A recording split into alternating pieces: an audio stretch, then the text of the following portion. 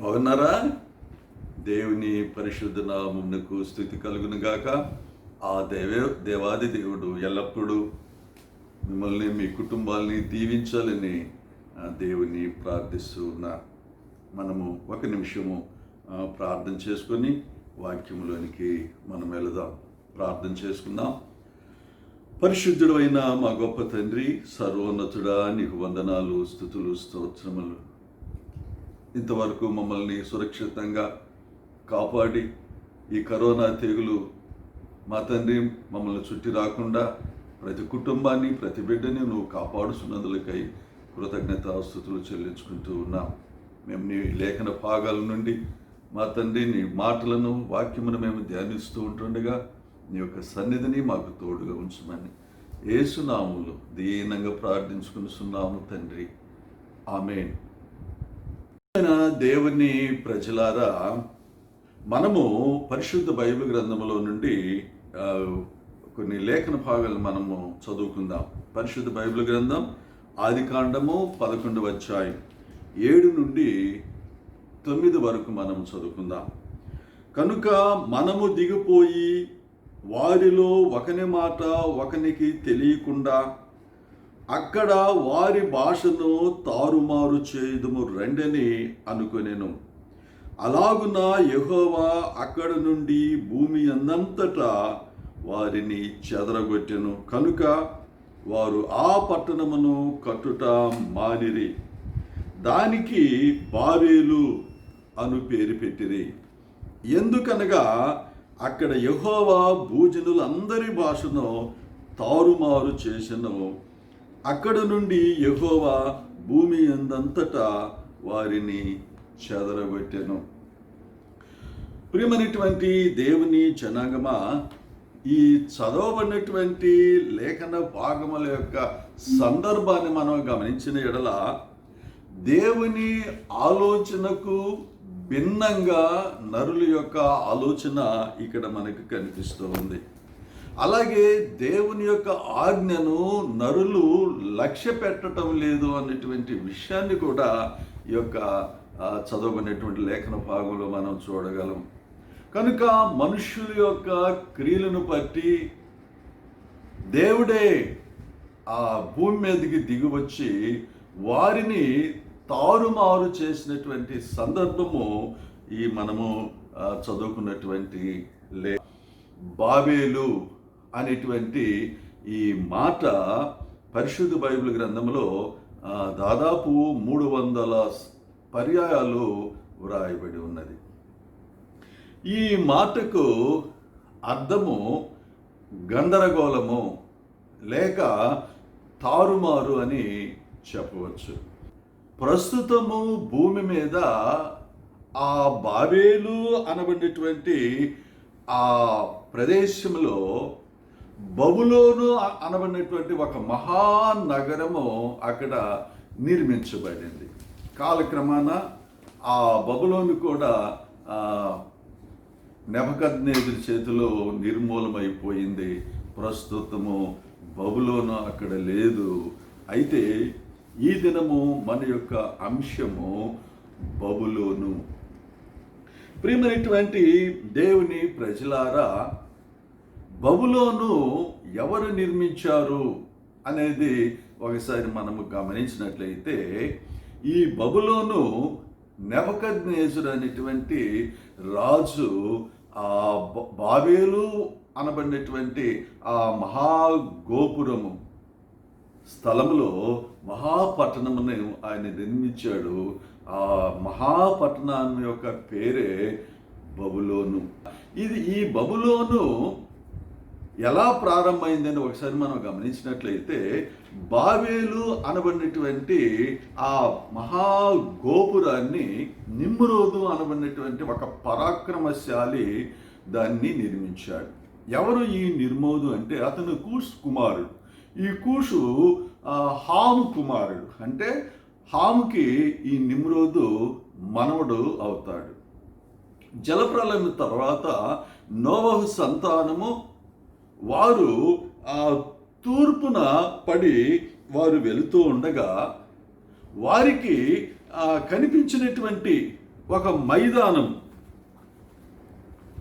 ఆ మైదానము షేనారు అనబడినటువంటి ప్రాంతం, ఆ షేనారు అనబడినటువంటి ప్రాంతంలో ఉన్నటువంటి ఒక పెద్ద మైదానంలో వీరు నివాసాన్ని ఏర్పరచుకున్నారు.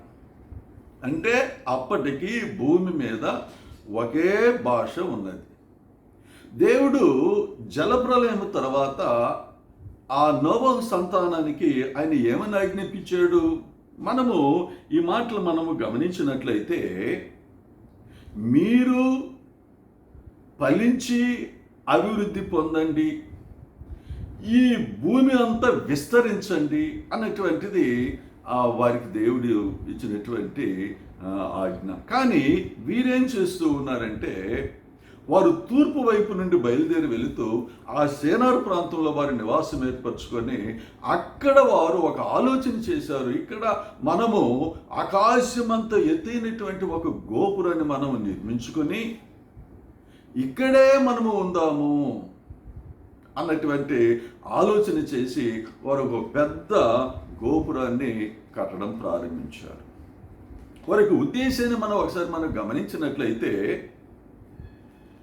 జలప్రలయములో ఏ రీతిగా అయితే ఆ జనములు మరణించారో, పెద్ద పెద్ద ఎత్తైన పర్వతాలు సైతము మునిగిపోవటము ఆ జలప్రలయంలో జరిగింది. కాబట్టి మనము అలాంటి జలప్రలయము ఒకవేళ మరలా వచ్చినా కూడా మనము నిర్మూలమైపోకుండా ఉండటానికి ఒక ఎత్తైన గోపురం కట్టుకుందాము అనేటువంటి ఆలోచన వారికి కలిగింది.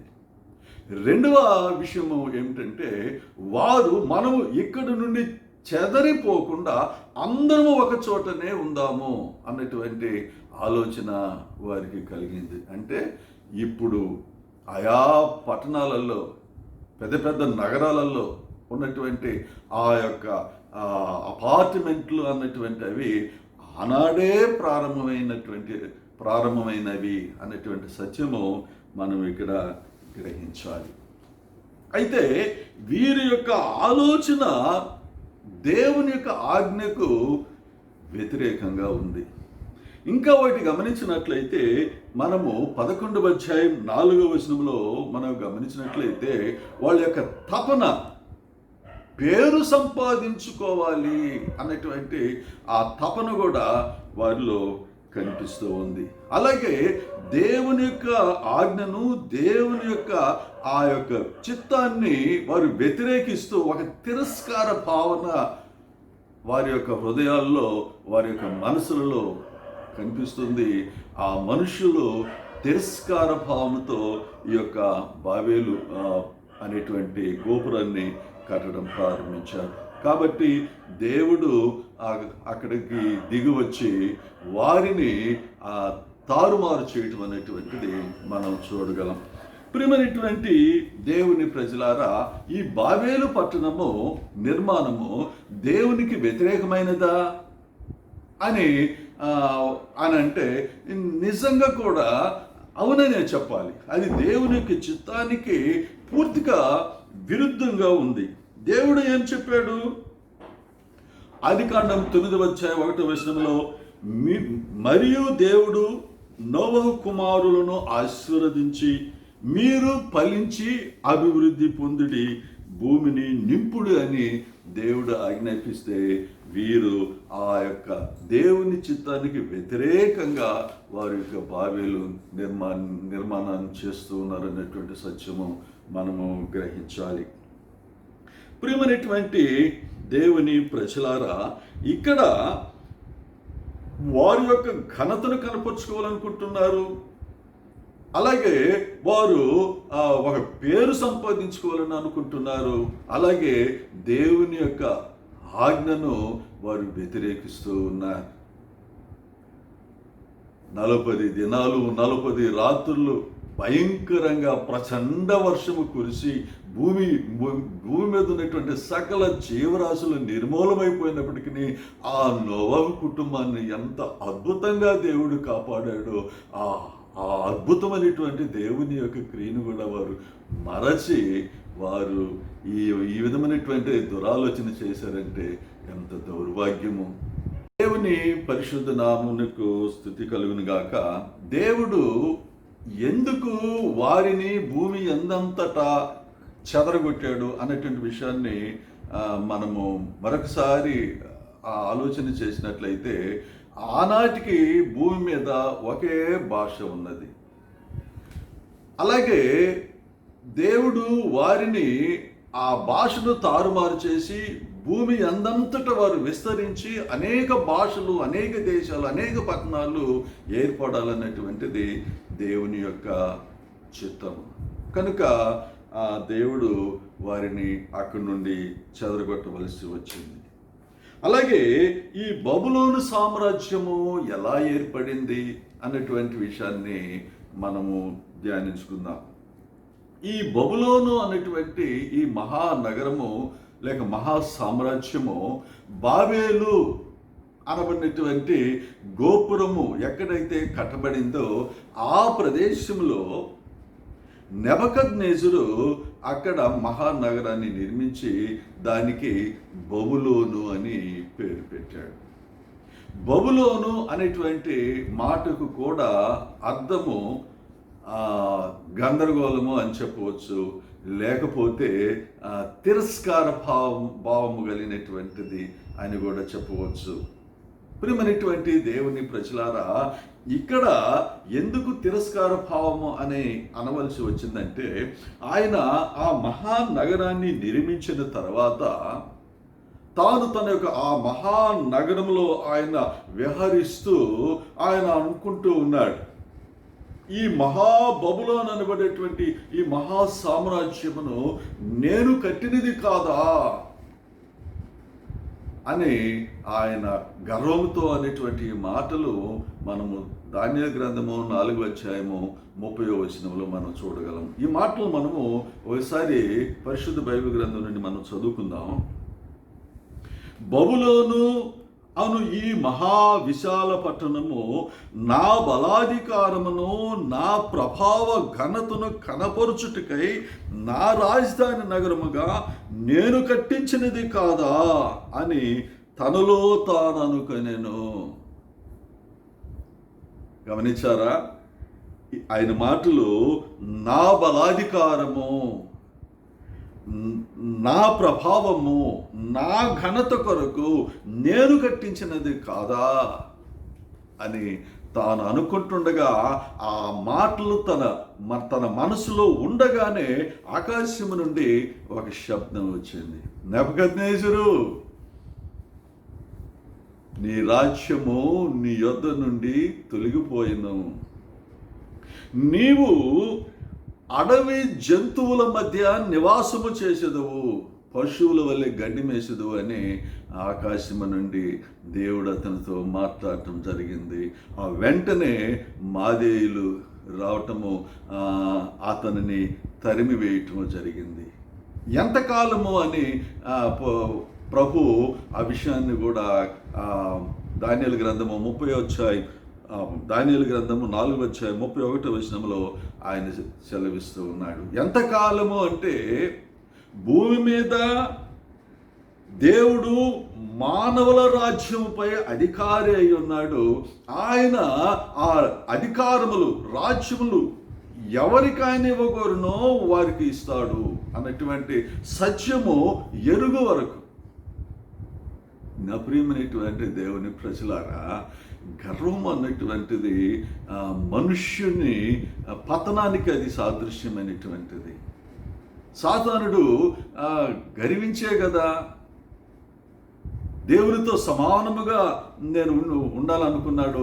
ఆకాశ మండలం మీదకి నేను ఎక్కుపోయేదను, దేవునితో సమానముగా నా సింహాసనం వేసుకుంటాను అని తలంచినటువంటి సాతానుడు ఒక పాతాళములో ఒక మూలకు త్రోయబడ్డాడు. కారణము అహము, గర్వము. అది మనము యెషయా ప్రవక్త రాసిన 14 అధ్యాయము 13, 14 వచనాలు మనం చూడగలం. ప్రియమైనటువంటి దేవుని ప్రజలారా, ఈ గర్వం అనేటువంటిది సత్యానికి బద్ధ శత్రువు.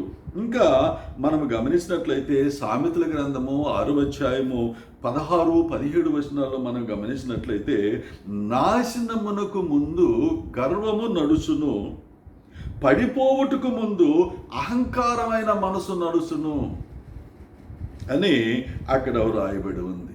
కనుక దయచేసి మనం గమనించవలసినటువంటిది ఏమిటంటే, సర్వోన్నతుడైనటువంటి దేవుడే, ఆయన సర్వోన్నతుడైనటువంటి దేవుడు అయినప్పటికీ ప్రభు అయిన యేసు తాను మనుషుల యొక్క రక్షణార్థమై నరునిగా తన సింహాసనమును దిగి ఆయన ఈ భూమి మీదకి తను తాను తగ్గించుకొని రిక్తునిగా ఆయన ఈ లోకంలోనికి వచ్చాడు అంటే ఎంతగా తను తాను తగ్గించుకున్నట్టు వలన ఇంత గొప్ప రక్షణను మనం పొందగలిగామో గమనించండి.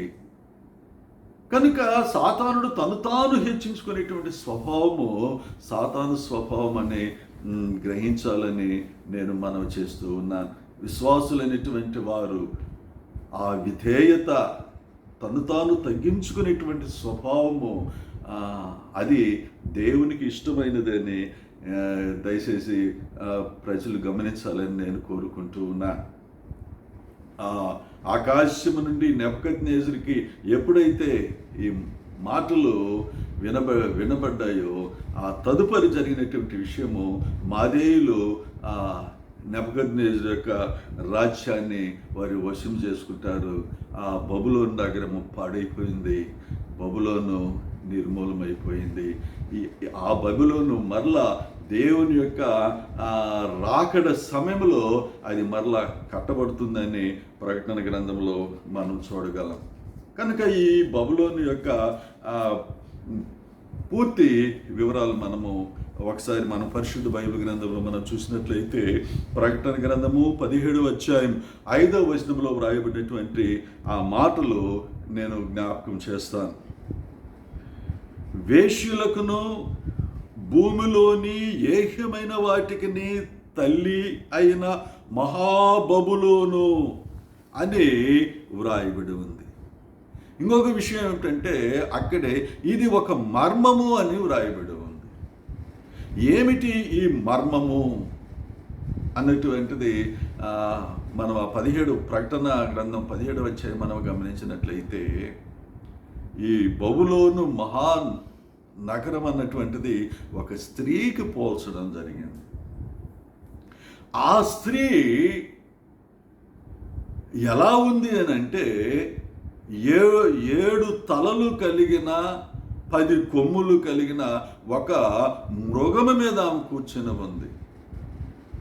ఎలా ఆమె ఆ మృగం మీద కూర్చుని ఉందంటే, అనేక వజ్రాలు రత్నాలు ధరించినటువంటి స్త్రీగా మహావైభవము, తన వైభవాన్ని కనపరుచుకుంటూ ఆ యొక్క మృగం మీద కూర్చుని ఉన్నట్లుగా మనం ప్రకటన గ్రంథం 17వ అధ్యాయం 5వ వచనంలో మనం చూడగలం.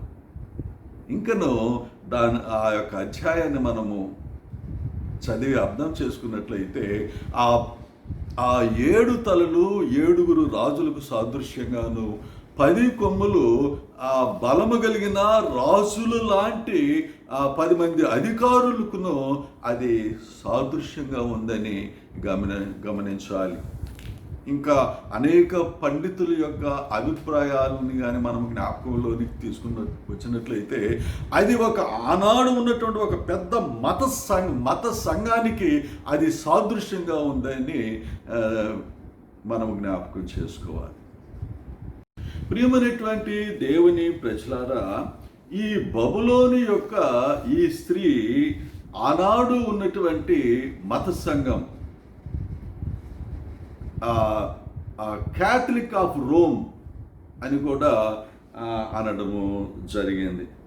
ప్రియమైనటువంటి దేవుని ప్రజలారా, ఈ మత సంఘము ఎలాంటిది అంటే, అది దయ్యములకు నివాస స్థలము, ప్రతి అపవిత్ర ఆత్మకు అది నిలయము అని ఉనికి పట్టు అని ప్రకటన 18వ అధ్యాయము 2వ వచనంలో వ్రాయబడి ఉంది.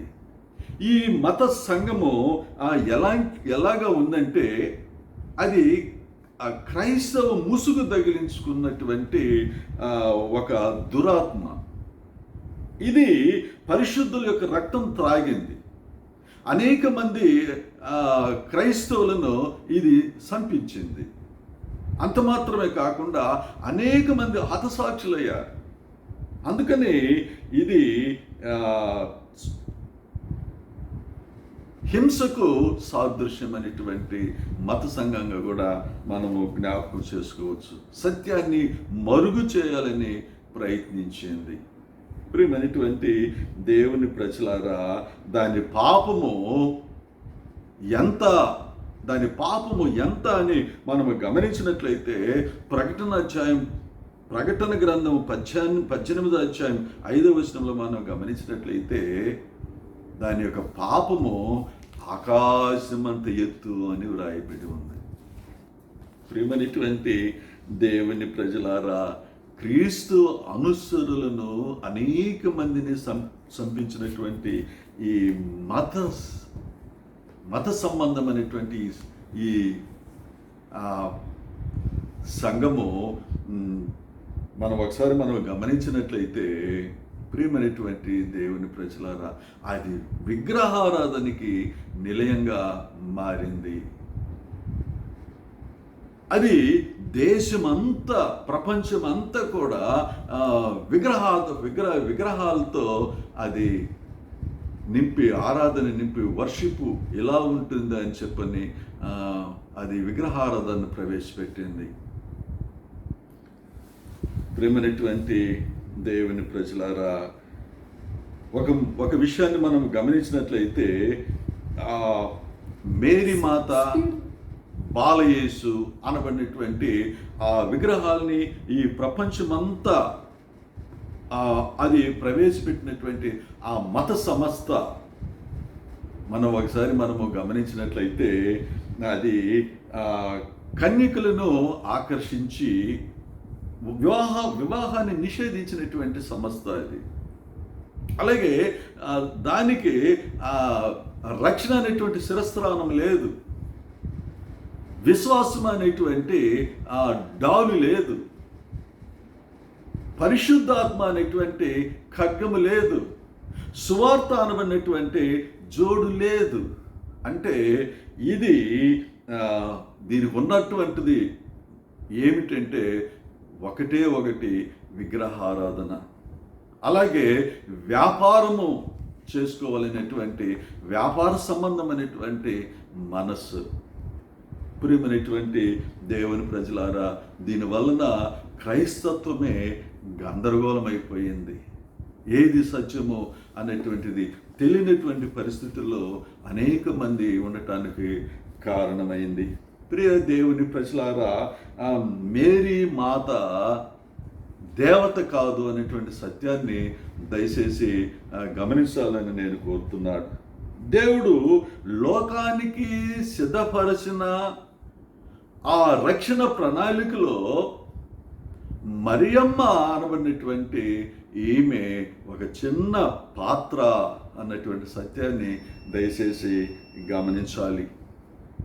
ఆమె ధన్యురాలే కానీ పూజ్యురాలు కాదు. అనేక కొండల మీద ఈ యొక్క పెద్ద పెద్ద గుడులు కట్టించి అక్కడ విగ్రహారాధనలు చేస్తూ అనేక మందిని ఆకర్షిస్తూ రక్షణ నుండి వారికి దూరం చేస్తూ ఉన్నటువంటి ఆ విషయాలని మనం గమనించినట్లయితే చాలా బాధగా ఉంటుంది. ప్రియమైనటువంటి దేవుని ప్రజలారా, లోకసువార్త 1వ అధ్యాయము 46వ వచనంలో మనం గమనించినట్లయితే ఆమె దేవుని ఘనపరుస్తూ ఉన్నది. తల్లి అయిన యేసయ్య తల్లి అయినటువంటి మరియమ్మ దేవుని ఘనపరుస్తూ ఉంది. అంత మాత్రమే కాకుండా ఆ 48వ వచనంలో మనము గమనించినట్లయితే ఆమె ఆత్మతో సత్యముతో దేవుని ప్రార్థిస్తూ ఉంది. ఎలాగా అని మనం గమనించినట్లయితే ఆమె నా ఆత్మ దేవుని యందు ఆనందించుతున్నది అని ఆమె చెప్పడం మనం అక్కడ చూస్తాం. అంటే ఆమె ఆత్మతో సత్యముతో దేవుని ఆరాధిస్తుంది. ప్రభు చెప్పింది కూడా అదే కదా. యోహాను సువార్త 4:24 దేవుడు ఆత్మ కనుక ఆయనను ఆరాధించువారు ఆత్మతోనూ సత్యముతోనూ ఆరాధించవలెనని ప్రభు తెలియచేసింది కూడా ఇదే. ఇంతటి ప్రార్థన, ఈ విధంగా ఆమె దేవుని ఆరాధిస్తూ ఉన్నటువంటి విధానాన్ని మనం చూసినట్లయితే మనం కూడా ఆ రీతిగా ఆరాధించవలెను, దేవుని మనము ఆ రీతిగా స్తుతించవలెను అన్నటువంటిది మనం నేర్చుకోవాలి. ప్రియమైనటువంటి దేవుని ప్రజలారా, గందరగోళం వద్దు. ఈనాడు క్రైస్తవులు అనేక మంది గందరగోళం అవుతున్నారు. రక్షణ ఎలా కలుగుతుంది? దేవుడు మన ఎడల తన ప్రేమను కనపరుచుచున్నాడు. ఎట్లనగా మనమింకనూ పాపులమై ఉండగా ఆయన మన కొరకు మరణించాడు అని రోమపత్రిక 5:8 చూడగలం. కాబట్టి ఆయన రక్తము ఇప్పుడు మనల్ని నీతిమంతులుగా తీర్చబడి మరింత నిశ్చయముగా ఆయన ద్వారా ఉగ్రత నుండి మనము తప్పించబడి ఉన్నామనేటువంటి విషయాన్ని ఆ క్రింద వచనములో రోమపత్రిక 5:9 మనం చూడగలం. కాబట్టి మారు మనసు, పాప క్షమాపణ ప్రభు అయిన యేసుక్రీస్తు పేరిట ఉంది.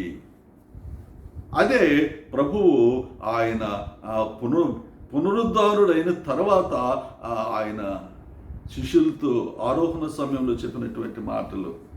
మీరు ఈ సర్వసృష్టికి, సర్వలోకానికి కూడా మీరు చెప్పవలసినటువంటి విషయాలు పాప క్షమాపణ, మారు మనసు ప్రభు పేరిట ఉంది అనేది.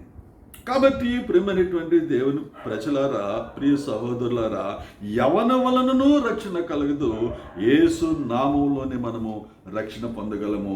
ఆకాశము కింద ఆయన నామము తప్ప రక్షణ పొందుటకు మరి యొక్క నామమే లేదని మనం గ్రహించాలి. దానినే మనము అపోస్తల కార్యము 4:12 మనం చూడగలం. ప్రియమైనటువంటి సహోదరులారా, ఈ బబులోను అనబడినటువంటి ఆ మత సంబంధమైనటువంటి ఊవిలో నుంచి బయటికి రావాలి.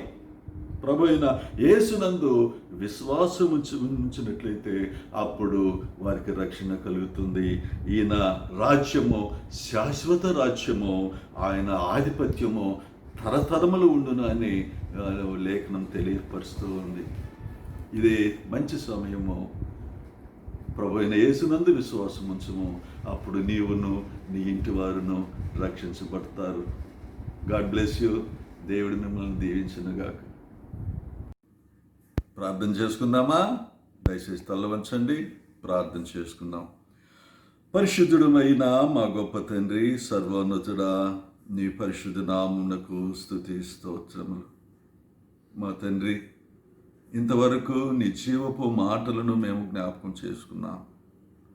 మా తండ్రి, బబులోను స్త్రీ లాంటి స్వభావము మాకు లేకుండాటకు, మరి ముఖ్యముగా తండ్రి, సత్యమును ఎరిగి రక్షణ కలిగినటువంటి వారముగా, రక్షణ అనే శిరస్త్రానము మేము ధరించిన వారముగా, విశ్వాసం అనేటువంటి డాలు, ఆత్మ అనేటువంటి ఖడ్గము ధరించినటువంటి వారముగా, సత్యం అనేటువంటి దట్టి మేము ధరించుకున్నటువంటి వారముగా, మా తండ్రి, సువార్త అనేటువంటి జోడు, సమాధానకరమైనటువంటి ఆ జోడు మా పాదములకు తగిలించుకున్నటువంటి వారముగా, నీ ప్రజలమైనటువంటి మేము ప్రభు ఈ రీతిగా పరిపూర్ణమైనటువంటి రక్షణ కలిగినటువంటి వారముగా ఉండటకు తండ్రి దీవించుము. నీ ప్రజలందరికీ కూడా గొప్ప రక్షణను అనుగ్రహించుము. నీ యందు విశ్వాసం ఉంచుటియే గొప్ప రక్షణ. ఇటు రక్షణ మాకు అందరికీ అనుగ్రహించమని యేసు నామములో దీనంగా ప్రార్థించుకొనిచున్నాము తండ్రి. ఆమేన్. God bless you.